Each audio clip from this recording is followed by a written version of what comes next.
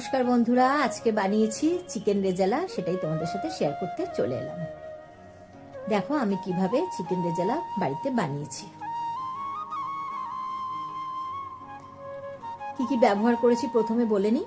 আছে তেজপাতা, শুকনো লঙ্কা, ছোট এলাচ, লবঙ্গ, দারচিনি আর গোটা গোলমরিচ। আর এখানে আছে পেঁয়াজ, রসুন, কাঁচা লঙ্কা, জাফরান,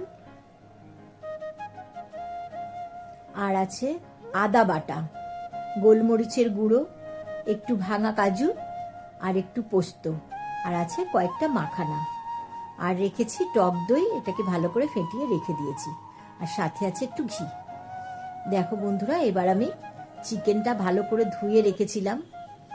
আমি এখন এর মধ্যে দিয়ে দিলাম পেঁয়াজ বাটা, আদা রসুন বাটা, গোলমরিচের গুঁড়ো, আর দিচ্ছি টক দই যেটা আমি ফেটিয়ে রেখেছিলাম। দিয়ে এইগুলোকে আমি খুব ভালোভাবে চিকেনের সাথে মিশিয়ে নিচ্ছি। ভালোভাবে হাত দিয়ে মেখে চিকেনের সাথে মিশিয়ে ম্যারিনেশন করে রেখে দেব প্রায় 1.5 ঘন্টা। তো দেখো বন্ধুরা, দিয়ে দিলাম একটু জাফরান। জাফরানটা দিলে কালারটা খুব সুন্দর আসে, সেই কারণে একটু জাফরান দিয়ে দিলাম। দেওয়ার পরে আমি ঢাকা দিয়ে রেখে দিচ্ছি।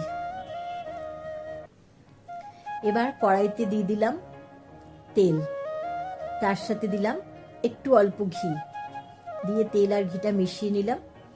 নেওয়ার পরে এখন দিচ্ছি 2টো তেজপাতা, তারপরে দিচ্ছি 2টো শুকনো লঙ্কা, 2টো দারচিনি,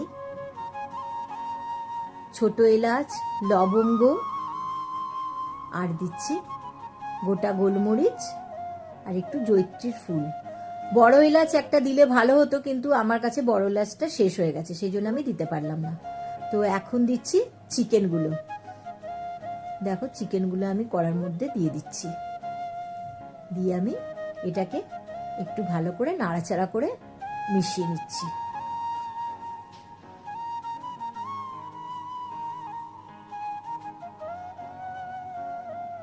মেশানোর পরে 2টো কাঁচা লঙ্কা দিলাম।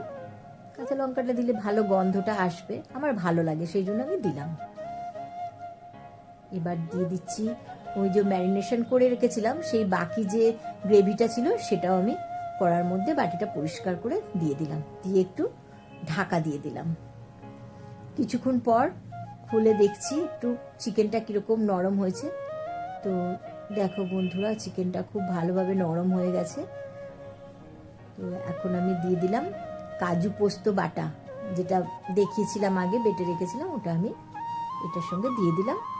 দিয়ে একটু ভালো করে মিশিয়ে নিচ্ছি।